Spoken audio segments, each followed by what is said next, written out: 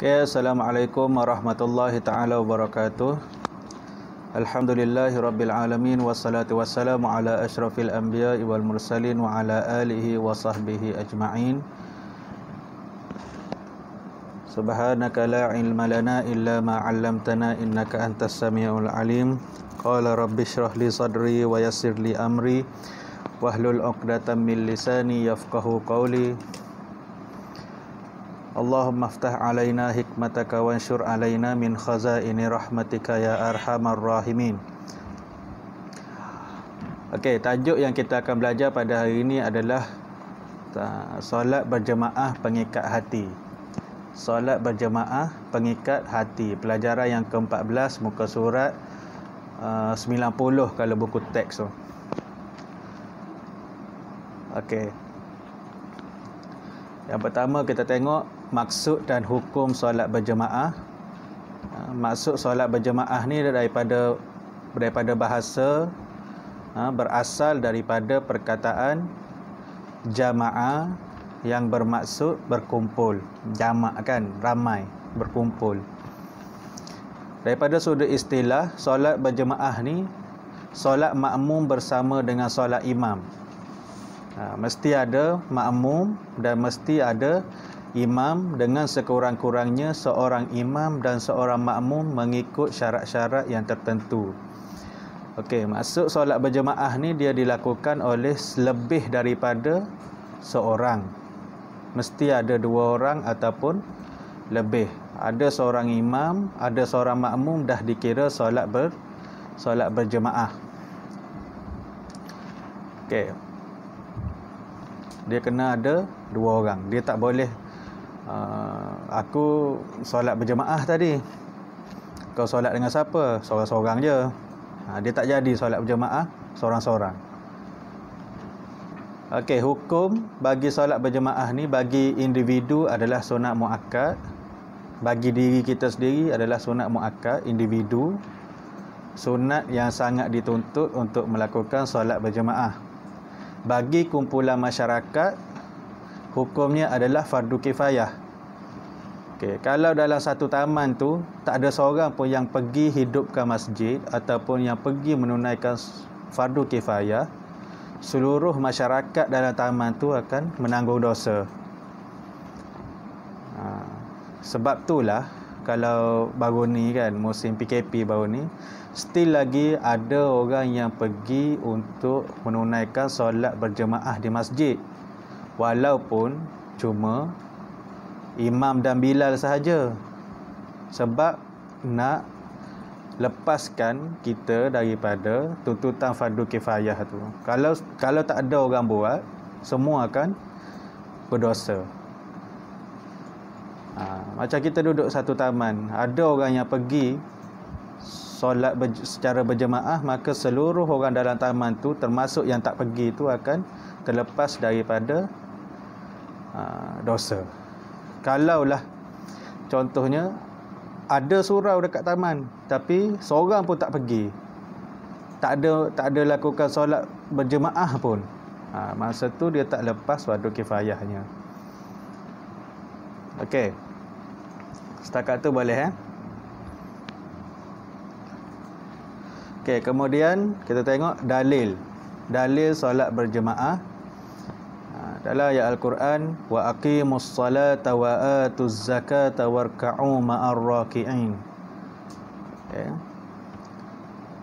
Maksudnya, dan dirikanlah solat dan keluarkanlah zakat dan rukuklah kamu semua secara berjemaah bersama dengan orang-orang yang rukuk.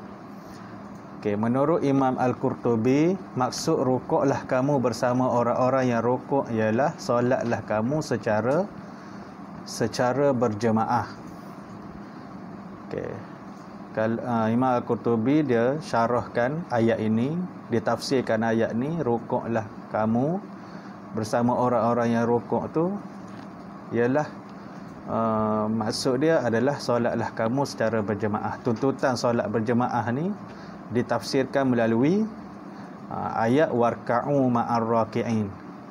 Okey, dan Kalau awak tengok dalam spektrum ilmu dalam buku teks tu, dia ada tulis Buraidah meriwayatkan bahawa Rasulullah sallallahu alaihi wasallam bersabda, "Basyiril masyaina fil zulami ilal masjidi bin nurit tammi yaumal qiyamah." Hadis riwayat Abu Daud dan Al-Tirmizi, yang bermaksud, berikanlah berita gembira kepada orang-orang yang berjalan dalam kegelapan ketika ke masjid dengan cahaya yang sempurna pada hari kiamat. Nabi suruh, Nabi kata, berita gembira kepada orang yang bergelap. Maksudnya dia menghadapi kesusahan tapi dia tetap juga berusaha untuk pergi solat berjemaah walaupun dalam keadaan kegelapan. Maka bagi tahu pada mereka yang buat tu, sesungguhnya dekat akhirat nanti akan ada cahaya yang sempurna untuk diorang. So kalau kita sekarang tak ada isu lah bergelap-gelap ni. Mungkin zaman Nabi dulu tak ada apa kata kemudahan macam kita sekarang. Kita sekarang boleh katakan jalan tu, kalau naik kereta tak payah pasal lampu pun tak apa. Lampu jalan dah terang dah. Maksudnya tak adalah kegelapan untuk pergi ke masjid ataupun surau untuk melakukan solat berjemaah. Kemudian kita tengok dia sentuh kat sini. Ada satu lagi hadis. Sekejap kita tengok siapa yang baru masuk.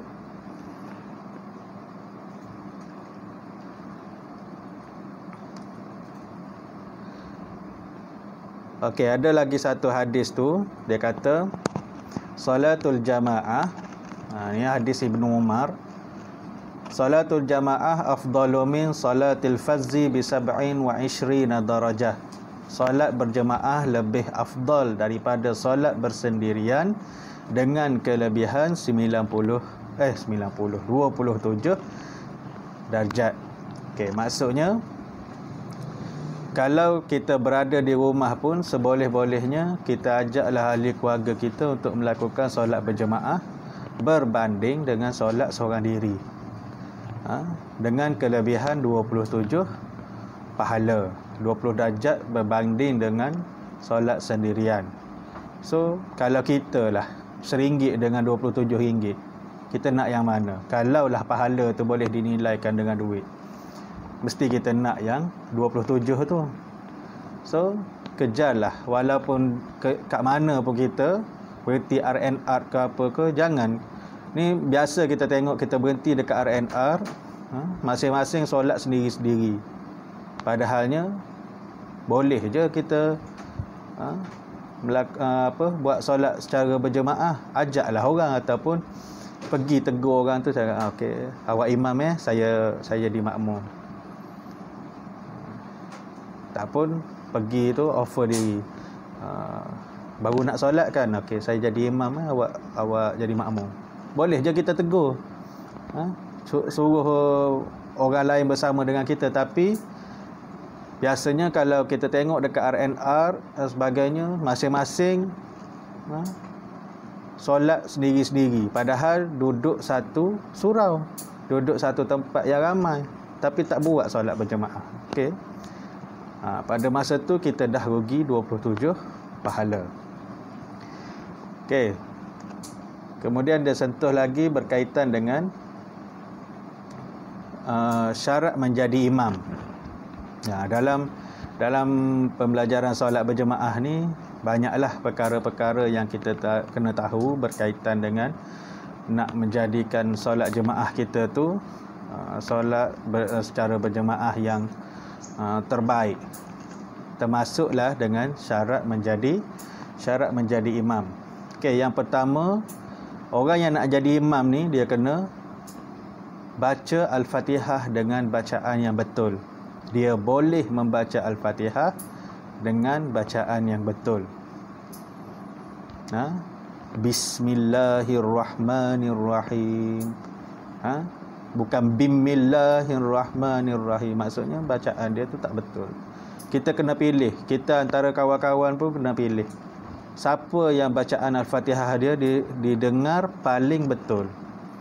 Paling kita yakin untuk ikut. So kalau kita lantik orang yang kita tak yakin bacaan Al-Fatihah dia betul, tak sah kita solat belakang dia. Kita tahu dia tu baca Al-Fatihah tak betul, tapi kita sengaja nak kenakan dia. Sengaja nak main-main kan, main petik je. Siapa jadi imam itu? Orang ni. Dia pun dah malu dengan orang duk sebut nama dia tu, dia pun pergilah. Walaupun bacaan Al-Fatihah dia tu tak betul. So, imam kena boleh baca Al-Quran, boleh baca Al-Fatihah dengan betul. Sebab apa? Sebab Al-Fatihah tu adalah salah satu daripada rukun solat. Dulu saya ajar lagu rukun solat kan. Niat, berdiri tegak, takbiratul ihram, baca Al-Fatihah, rukuk, iktidal. Ulang balik lagu tu. Okey. Boleh tengoklah dalam rukun solat tu ada surah Al-Fatihah. Surah Al-Fatihah ni adalah rukun. Tak betul rukun, tak sah solat. Okey. Yang kedua, syarat nak jadi imam lelaki bagi semua makmum, imam perempuan hanya bagi makmum perempuan sahaja. Okey. Imam orang lelaki untuk semua makmum, sama ada makmum dia lelaki ataupun makmum dia perempuan. Tapi kalau imamnya orang perempuan, makmumnya mesti perempuan sahaja. Kalau Aisyah jadi imam, Amir tak boleh duduk kat belakang. Tiba-tiba ada orang perempuan tengah solat tu, bolehlah aku ikut belakang dia. Boleh 27 pahala. Tak boleh Kalau ada sekumpulan orang perempuan tengah solat, awak jangan pergi belakang dia ikut sekali. Tu contoh. Saya tahu Amir dah tahu dah ni. Okay? Imam yang lelaki untuk semua makmum, termasuklah lelaki dan perempuan, tetapi imam perempuan hanya layak untuk makmum perempuan sahaja. Okey. Dan yang ketiga, syarat menjadi imam adalah makmum itu sendiri mesti yakin sahnya solat imam. Kita yakin orang yang nak jadi imam kita tu solat dia sah. Kalau kita pergi dekat seorang orang tengah solat, kita pergi nak jadi makmum dia, kita tengok seluar dia koyak dan menampakkan aurat, kita ikut juga. Masa tu solat kita tak sah. Kita kena yakin kalau ada kecacatan pada perlakuan orang yang nak jadi imam kita tu, kita kena tegur. Seluar dia dah koyak dah, kita nak pergi ikut. Buat apa kita dah tahu solat dia sendiri pun tak sah, apatah lagi kita nak jadi makmum dia.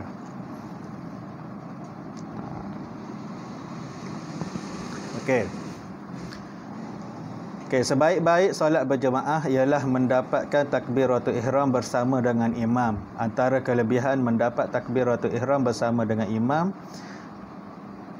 selama 40 hari secara berjemaah mendapat jaminan keselamatan daripada api neraka dan keselamatan daripada sifat nifak ataupun sifat munafik. Okey, itu antara kelebihan orang yang solat berjemaah, dia bersama-sama dengan imam. Okey. Kemudian kita tengok ciri keutamaan orang yang dipilih sebagai imam. Okey, apabila terdapat 2 orang atau lebih ahli jemaah yang mencukupi syarat imam, maka keutamaan pilihan imam adalah seperti berikut. Okey, ni cara kita nak orang yang paling afdal nak jadi imam. Siapa dia? Yang pertamanya, dia seorang pemimpin. Kalau kat rumah, yang paling layak menjadi imam adalah ayah. Sebab dia yang memimpin keluarga. Kalau dalam komuniti masyarakat kita pergi ke surau, ke masjid ke, kalau sekarang kita dah ada lantikan imam 1, imam 2, imam 3, adalah orang yang berpangkat imam tu dia akan bergile-gile. Tapi dia dalam pemilihan ni pun kadang-kadang bila ada seorang pemimpin yang datang, walaupun dah dilantik imam di masjid tu, tiba-tiba orang yang menjaga masjid tu ataupun nazir, kita panggil nazir masjid tu, tiba-tiba datang melawat, imam ni pun akan bagi laluan kepada nazir masjid tu tadi untuk jadi imam, sebab dia yang pemimpin pada masa tu. Ataupun ada wakil rakyat yang turun, silakan YB jadi imam hari ni, kita kena bagi laluan kepada pemimpin tu untuk memimpin imam. Kalau dia seorang pemimpin, mesti dia boleh memimpin imam, memimpin makmum dalam solat. Okey, ataupun yang kedua, imam yang dilantik oleh pemerintah. Ni syarat keutamaan orang yang dipilih sebagai imam ni, dia ada lantikan daripada pemerintah untuk menjadi imam. Okey, kalau kita pergi solat dekat rumah orang, kita pergi rumah orang waktu masuk waktu solat, nak solat berjemaah, dan orang yang paling afdal untuk jadi imam pada masa tu adalah tuan rumah. Kita kena jadi contoh yang baik lah. Orang datang rumah kita, bila solat, kita lah yang kena jadi imam, sebab kita tuan rumah, lebih afdal. Okay. Kemudian lebih alim dan berpengetahuan. Okay. Lebih alim dan berpengetahuan. Dia orang yang lebih daripada kita. Lebih fasih bacaan Al-Quran. Okay. Yang seterusnya, syarat ataupun ciri keutamaan orang yang dipilih sebagai imam ni adalah lebih fasih bacaan Al-Quran dia. Kemudian lebih warak dan soleh, lebih menjaga baik akhlak dia. Dia seorang yang baik akhlak dia, dia jaga akhlak dia, orang yang soleh. Kemudian lebih bersih badannya dan kemas pakaiannya, lebih merdu suaranya. Yang seterusnya, telah berkahwin. Orang yang dah berkahwin afdal daripada orang bujang untuk jadi imam. Kemudian orang yang lebih tua. Okay, kemudian lebih baik akhlaknya. Okey, daripada ciri-ciri yang ada sebagai keutamaan sebagai imam ni, kita boleh pilih seorang tu. Okey, kalau awak dalam kalangan kawan-kawan macam dekat sekolah nanti kan, kita tengok siapa yang macam contoh ketua kelas ke, dia seorang pemimpin. Dia pemimpin, dia boleh baca Al-Quran dengan baik, pakaian dia bersih, dia lebih soleh daripada orang lain, lebih menjaga akhlak daripada orang lain. Maka pada masa tu orang itulah yang layak untuk jadi imam. Tapi kita di peringkat sekolah ni, kenapa kita buat rotation untuk imam? Supaya kita boleh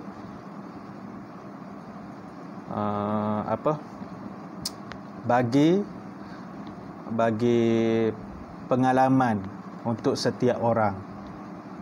Kalau dia kata saya tak boleh jadi imam ustaz, kan ustaz cakap kena fasih baca Al-Quran, saya tak elok baca Al-Quran, kena belajar. Bukan kata tak apalah, elok jadi orang bodoh lah, elok jadi orang yang tak pandai lah, tak payah jadi imam.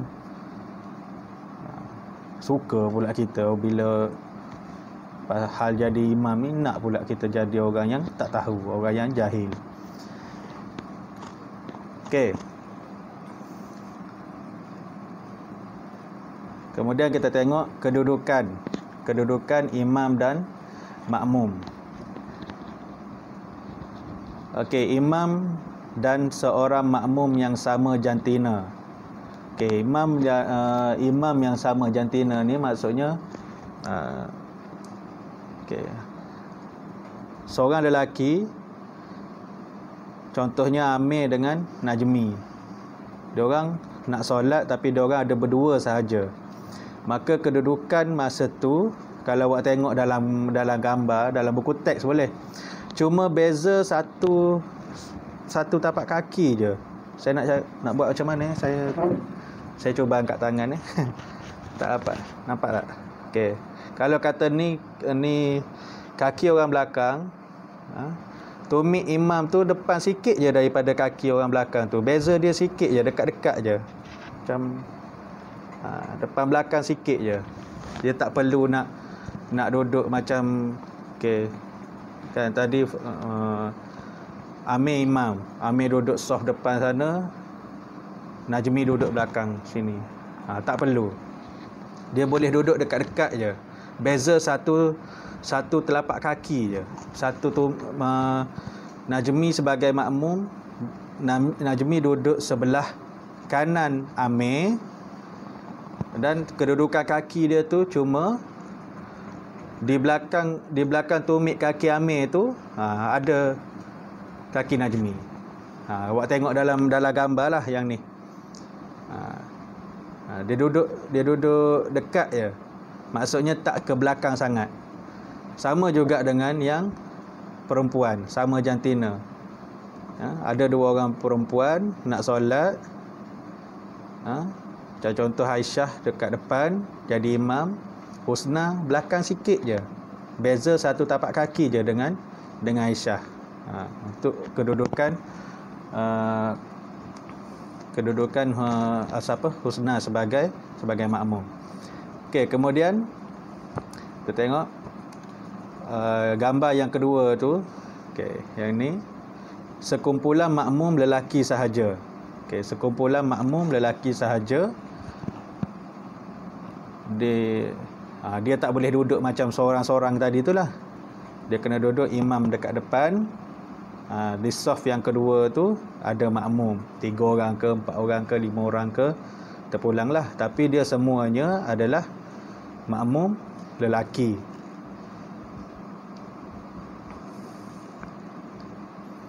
Okey. Kemudian kedudukan imam perempuan dan 2 orang makmum. Okey, gambar yang ni. Okey, ni kedudukan dia. Dia tak perlu ke belakang sangat.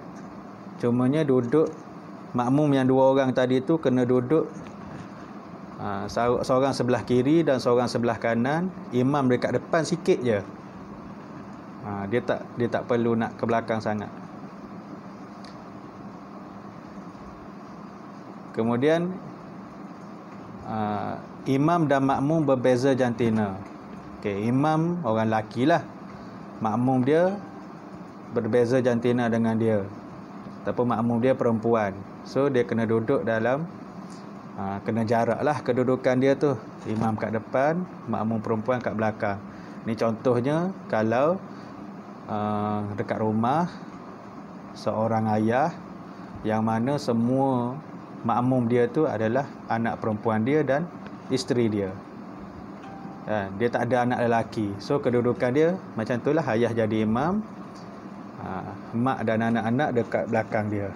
Kena ada jarak sikit. Soft yang kalau kita ikut soft yang depan tu imam duduk, soft yang belakang daripada imam tu makmum dia semua. Kemudian imam perempuan dan 3 orang atau lebih makmum perempuan. Bagi orang perempuan ni, dia nak solat, dia tak perlu imamnya ke depan sangat. Dia cuma beza satu telapak tadi tu, satu tapak kaki tadi tu. Di belakang tumit imam ada kaki makmum. Kedudukan dia tak perlu nak jarakkan ke depan sangat. Itu untuk imam perempuan dan 3 atau lebih makmum perempuan. Kemudian yang seterusnya, sekumpulan makmum lelaki dan seorang makmum perempuan. Kedudukan dia kena ada 3 layer.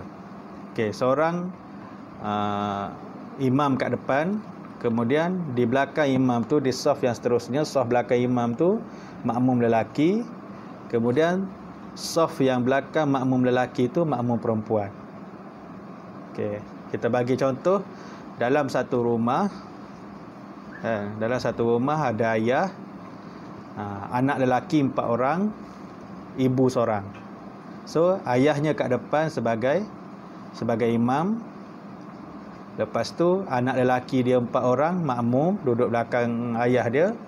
Kemudian belakang anak-anak tu baru si ibu solat. Di saf yang ketiga mak dia duduk. Okey.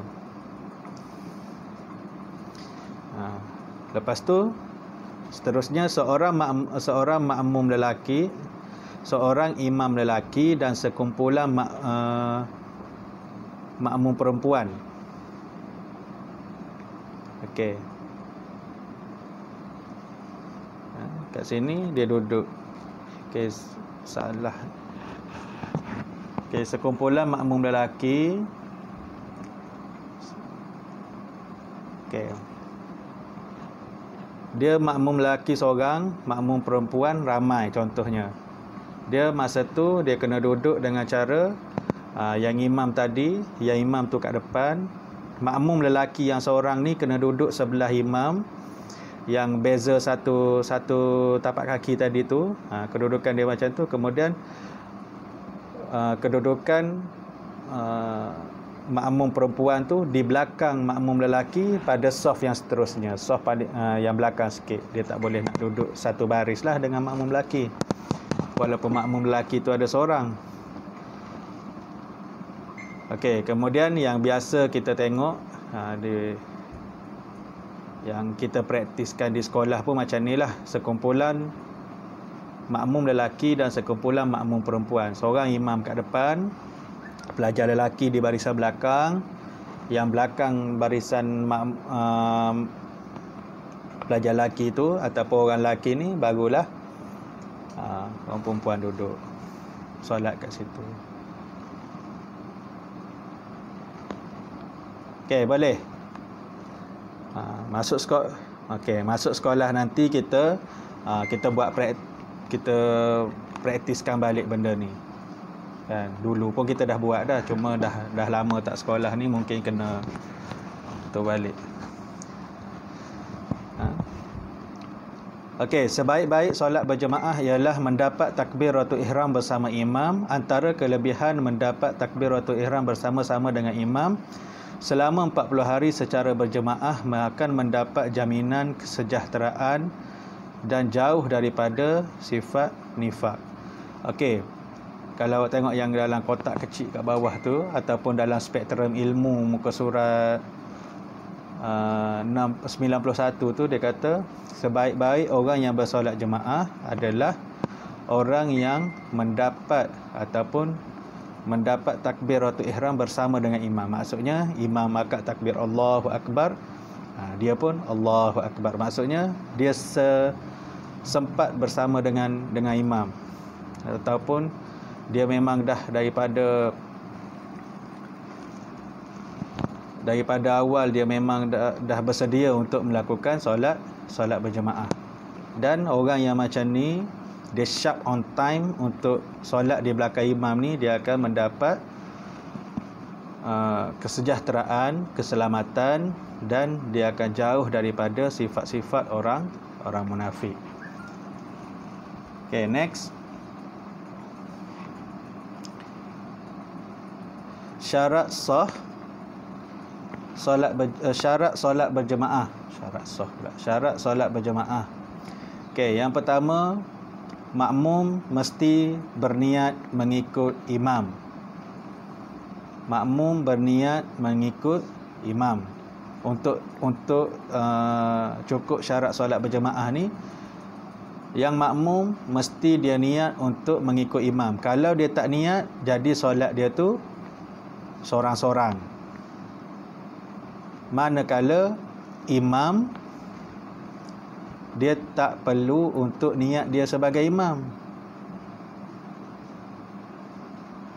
Faham? Sebab seorang imam dia tak perlu untuk niatkan diri dia tu imam. Sebab kadang-kadang kita pergi, kita solat seorang je. tiba-tiba ada orang datang kat belakang ikut kita. So masa tu kita tak perlu nak ubah niat kita. Memang kalau kita dah kat depan tu, kita lah imam. Okay. Tapi kalau makmum ni, kalau awak duduk pergi solat berjemaah, kalau awak tak niat sebagai makmum, awak tak dikira solat berjemaah, awak dikira solat sorang-sorang. Yang lagi bahaya, kalaulah awak pergi solat Jumaat, awak tak niat mengikut imam, solat awak tak sah. Sebab solat Jumaat tak boleh dilakukan seorang diri. Okey, kemudian yang kedua, makmum mengetahui pergerakan imam. Makmum mengetahui pergerakan imam. Maksudnya seorang makmum tu dia maklum apa yang sedang imam buat. Maksudnya dia tak terpisah jauh dengan imam. Dia kena tahu apa imam buat. Imam sedang qiyam ke? Ini nama solat berjemaah. Sebab tu dia kena kedudukan dia paling dekat dengan imam. Kalau kita duduk jauh dengan imam dah rukuk, kita masih qiyam lagi. Ataupun imam dah tayat akhir, kita baca Al-Fatihah lagi. So makmum tu kena tahu pergerakan imam. Okey, kedudukan makmum di belakang imam, tumit makmum mesti di belakang tumit imam. Kalau yang kita cakap tadi tu, solat seorang sama seorang tu, kalau awak tengok gambar, tumit kaki makmum tu mesti di belakang tumit kaki imam. Okey. Yang seterusnya, syarat solat berjemaah, pergerakan makmum mengikut rukun fi'li imam selepas sempurna pergerakan imam. Okey, pergerakan makmum mesti semua rukun fi'li imam, mengikut semua rukun fi'li imam selepas sempurna pergerakan imam. Rukun fi'li ni rukun yang perbuatan, maksudnya qiyam, takbiratul ihram, qiyam, rukuk, sujud, duduk antara dua sujud, sujud yang kedua, tahiyat awal. Maksudnya kita bergerak, kita sebagai makmum ni kita kena bergerak selepas imam bergerak. Imam rukuk, kita rukuk. Imam iktidal, kita iktidal. Imam sujud, kita sujud. Mesti mengikut semua rukun imam. Maksudnya kita mesti wajib seorang makmum mengikut imam. Kalau awak bergerak dulu daripada imam, solat awak batal. Tak sah lah solat berjemaah macam tu. Okey. Faham Okey, jarak di antara saf terakhir di dalam masjid dengan saf pertama di luar masjid tidak boleh melebihi 150 meter ataupun 300 hasta. Jarak di antara saf terakhir di dalam masjid dengan saf pertama di luar masjid tidak boleh melebihi 150 meter ataupun tidak boleh melebihi 300 hasta. Maksudnya kat sini, kalau sepanjang seramai mana pun orang, dia tak boleh terputus jauh dengan saf yang ke depan. Maksudnya kita duduk dalam satu masjid. Okey, duduk dalam satu masjid, dah penuh masjid tu. Lepas tu makmum yang di luar masjid pula dah tak muat nak masuk dalam masjid kan, tapi orang ada lagi. Dia boleh lagi mengikut imam tu selagi mana jarak dia tak lebih daripada 150 meter ataupun 300 hasta daripada saf yang terakhir di dalam masjid tu. Maksudnya kalau satu masjid tu saf yang terakhir dia dah penuh dah masjid tu. Orang yang di luar masjid ada 1 kilometer daripada masjid pun nak ikut juga, tu tak boleh. Dia kena 150 meter sahaja. Kalau ruang kat luar masjid tu besar, di luar pintu masjid pun dia terus sambung saf dengan makmumnya contohnya bawa sejadah sendiri ke apa, tu tak apa, dia terus sambung. Maksudnya dia masih dalam lingkungan orang yang mengikut imam. Walaupun dia dah tak nampak imam tadi. Okey, syarat, awak tengok syarat yang keempat tadi tu, mesti pergerakan makmum mengikut rukun fi'li dan dia tahu pergerakan imam. Tapi walaupun kita dah terpisah jauh, kita di saf yang ke-300, imam kat depan sana tu, boleh lagi. Sebab apa kita tak terputus? Sebab masih ada saf yang orang yang depan tadi ni. Sebab apa dia tak bagi kita terpisah melebihi 150 meter ni? Takut kita tertinggal. Imam, kita dengar bunyi imam cakap Allahu Akbar, tapi kita dah tak tahu rukun apa. Imam tu sujud ke, duduk antara dua sujud ke, kita tak tahu. Kalau kita dah terpisah jauh sangat. Sekarang pakai speaker kan, kuat, suara imam masih boleh dengar, tapi kita tak tahu pergerakan imam tu macam mana. Itu sebabnya tak boleh nak melebihi 300 hasta. Hasta, tahu hasta, ukuran hasta? Okey, daripada ujung tangan ni ke siku. Okey, ni hasta. Daripada sini ke sini satu hasta. Maksudnya agak-agak lah, jangan pergi dekat jalan tu ukur 1 hasta, 2 hasta sampai 300 hasta. Jangan terlampau jauh berpisah daripada makmum yang terakhir di dalam ruang masjid.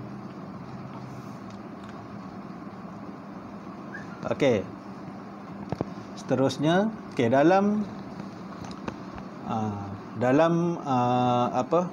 solat berjemaah ni, kita akan ada makmum tu, dia akan ada 2 kategori, iaitu satu masbuk dan satu lagi muafiq.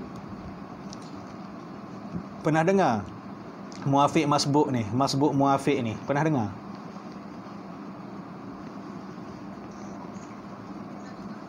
Pernah kan? Okey, ada yang pernah dengar, ada yang tak pernah dengar. So, kalau kita nak bincangkan secara terperinci berkaitan dengan muafiq dan masbuk ni, tak cukup masa, tapi kita tengok lebih kurang apa yang dimaksudkan dengan makmum masbuk dan makmum muafiq ni. Okey. Makmum masbuk, kita tengok. Makmum masbuk adalah makmum yang tidak sempat membaca surah Al-Fatihah dengan sempurna bersama-sama dengan imam sebelum imam rukuk pada rakaat yang pertama. Boleh faham setakat tu? Maksudnya makmum yang masbuk ni, dia sampai lewat, imam dah akad takbir, dah baca Al-Fatihah, dah apa semua, tapi dia tak sempat. Dia dipanggil makmum masbuk. Jika sempat rukuk dan tamakninah bersama-sama dengan imam, makmum mendapat rakaat tersebut. Okey. Dia dah lewat kan? Sekiranya dia sampai tu, dia sampai dekat surau ataupun dia nak ikut seorang imam, dia sampai dekat surau lewat. Lepas tu dia pergi, imam tu baru Allahu Akbar rukuk. Dia pun Allahu Akbar, dan dia sempat rukuk bersama dengan imam. Makmum tadi tu dia sempat rukuk bersama dengan imam serta tamakninah. Tamakninah ni ada kadar dia. Maksudnya kita sempat imam turun rukuk, kita pun rukuk. Kita sempatlah baca subhana rabbiyal azim wa bihamdihi. Kita sempat rukuk bersama imam, maka masa tu makmum tadi tu dia mendapat rakaat tersebut. Maksudnya dia tak perlu nak tambah dah lah rakaat tu, dia sempat dengan rakaat tu. Makmum masbuk hendaklah menyempurnakan rakaat yang tertinggal selepas imam memberi salam. Tapi kalau dia tak sempat, nak maksudnya dia sampai tu imam dah iktidal, sami Allahu liman hamidah. Okey, maksudnya dia dah tak sempat dengan imam tu. So selepas imam bagi salam, kalau solat maghrib dia cuma sempat 2 rakaat je lah. Imam bagi salam, dia kena bangun tambah lagi satu rakaat. Okey, boleh faham? Nanti kita buat praktikalnya kat sekolah nanti. Okey. Ni kalau awak tengok yang kedua tadi tu, jika sempat rukuk dan tamakninah bersama dengan imam, makmum mendapat rakaat tersebut. Okey ustaz, kalau selisih macam mana? Contohnya soalan awak tanyakan, kalau selisih macam mana? Maksudnya awak baru nak rukuk, imam dah bangun iktidal. Awak baru nak rukuk, Allahu Akbar, awak pun rukuk. Rukuk imam tu, masa awak nak rukuk, awak bergerak nak rukuk tu, imam pun bangun. Kan? Iktidal, imam sami Allah ni mana ada. Okey, tak sempat. Dikira tak sempat dan masa tu awak tak dapat rakaat bersama imam. Selepas imam bagi salam, awak kena bangun, tambah lagi satu rakaat. Okey, makmum muafiq, makmum yang sempat membaca surah Al-Fatihah dengan sempurna bersama-sama dengan imam sebelum imam rukuk pada rakaat yang pertama. Ni yang kita baca hadis tadi itulah. Orang yang sempat bersama dengan imam, ataupun dia takbir tu, takbiratul ihram dia tu selepas takbir imam. Dia sempat membaca Al-Fatihah dengan sempurna bersama-sama dengan imam sebelum imam rukuk. Ini makmum muafiq. Makmum muafiq hendaklah menyempurnakan rakaat bersama-sama dengan imam.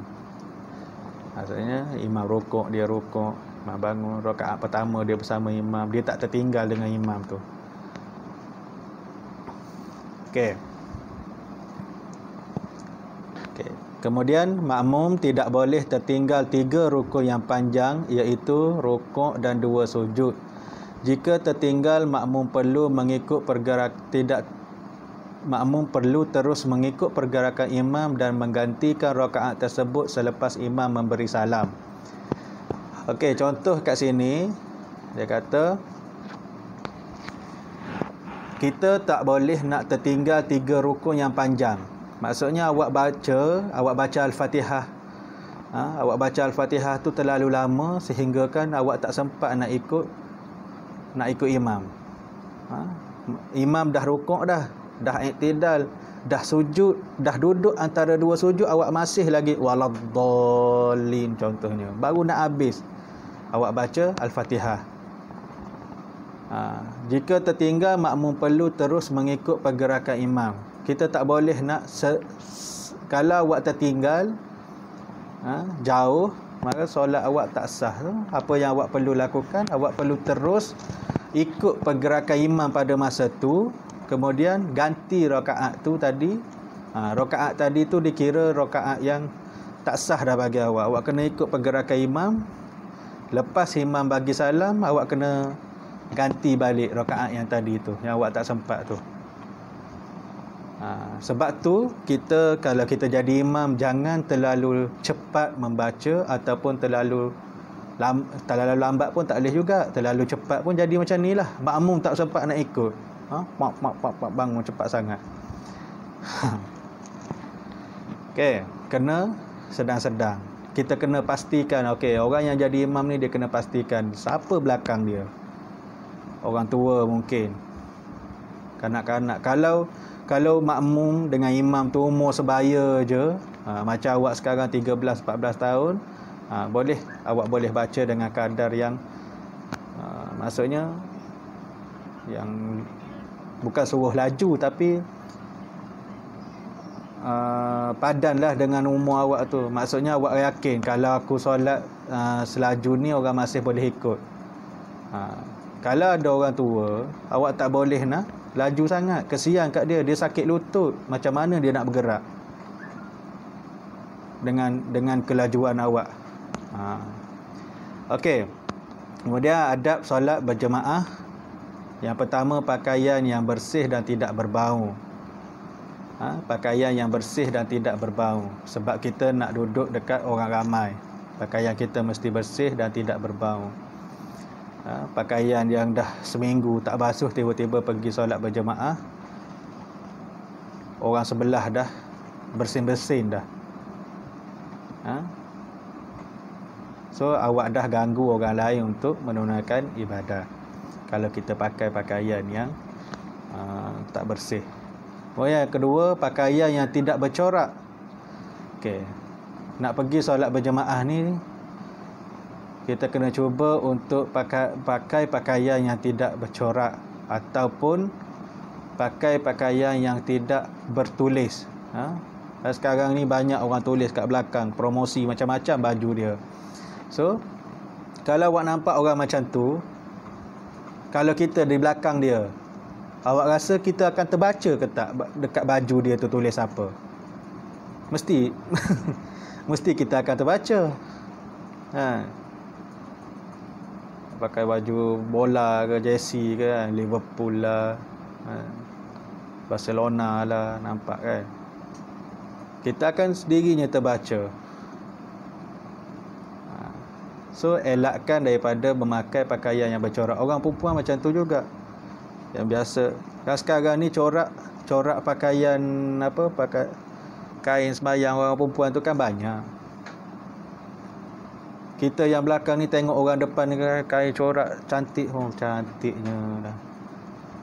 Tu kalau aku dapat macam dia. So maksudnya kita dah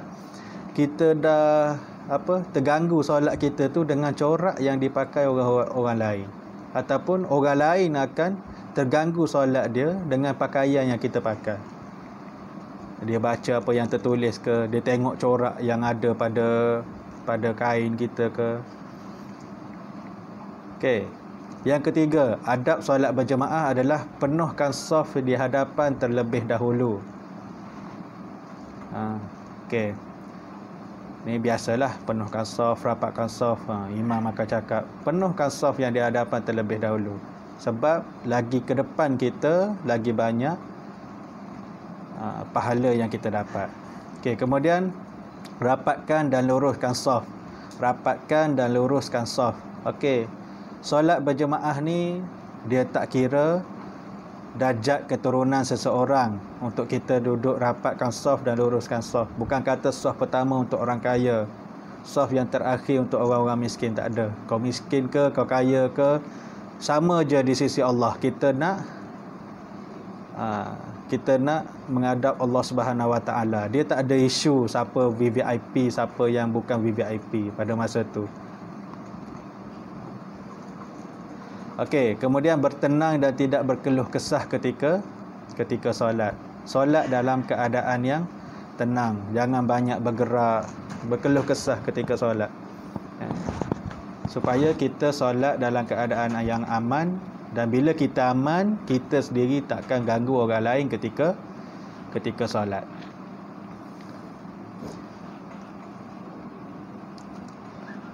Okey. Kaifiyat solat bagi makmum masbuk. Makmum masbuk tadi apa? Muafiq dan masbuk tadi macam mana? Okey, kaifiyat bagi makmum masbuk. Makmum masbuk, makmum yang tidak sempat membaca surah Al-Fatihah dengan sempurna bersama dengan imam tadi tu. Dia orang makmum yang datang lewat tadi tu. Okey, yang pertama, orang yang makmum yang masbuk ni, makmum yang lewat tadi ni, dia tak boleh nak tergesa-gesa mendapatkan rakaat bersama-sama imam. Relax je. Dah tak sempat nak buat macam mana. Jangan kita tergesa-gesa, berlari pergi Allahu Akbar, lepas tu tarik nafas banyak. Kita akan jadi itu yang tadi keluh kesah tadi tu. Kita dah ganggu orang di sebelah kita.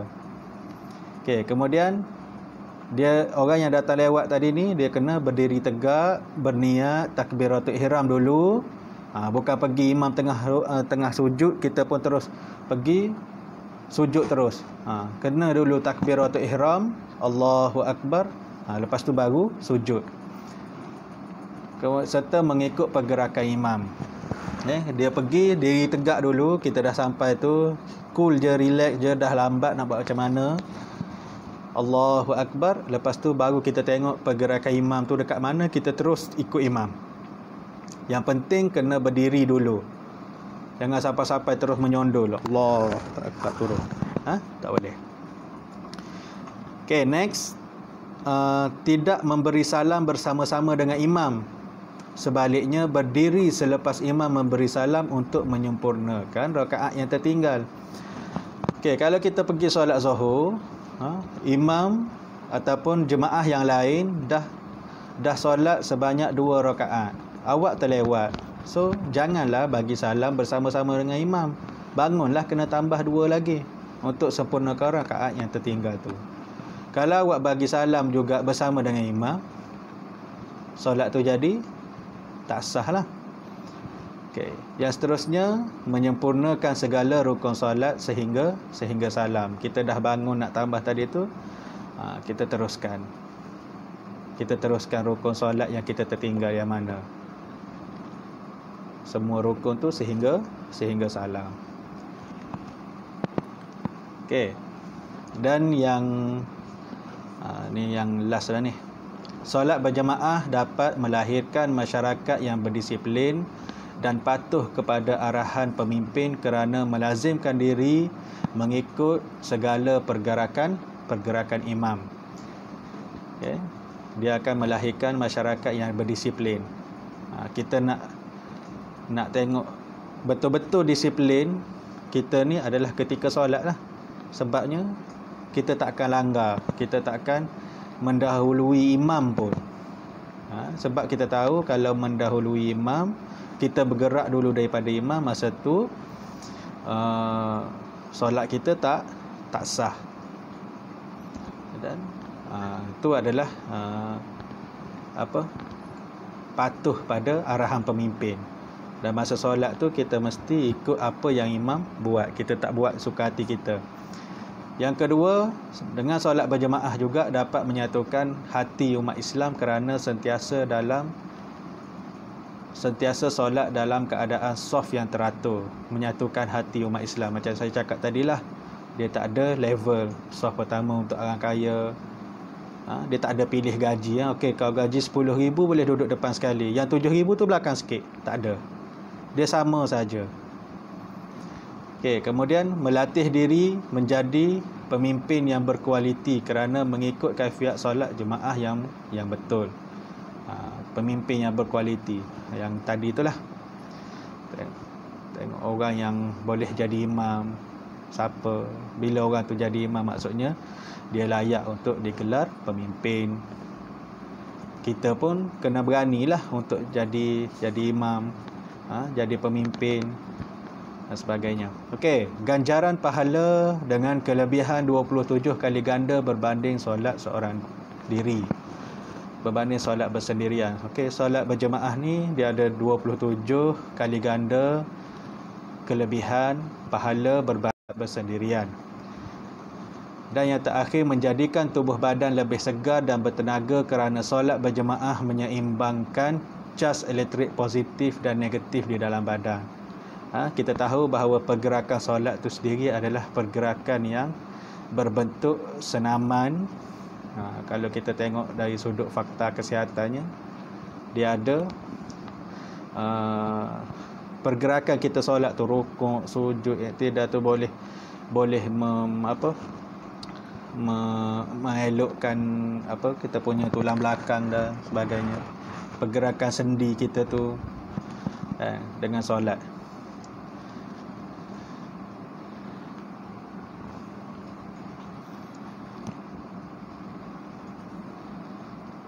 Okey. Saya rasa itu saja untuk pertemuan kita pada kali ini dalam tajuk solat berjemaah. Okey, sekejap segala yang baik itu datangnya daripada Allah Subhanahu Wa Taala dan yang buruk itu adalah kelemahan diri saya sendiri. Wallahu a'lam bissawab. Assalamualaikum warahmatullahi wabarakatuh.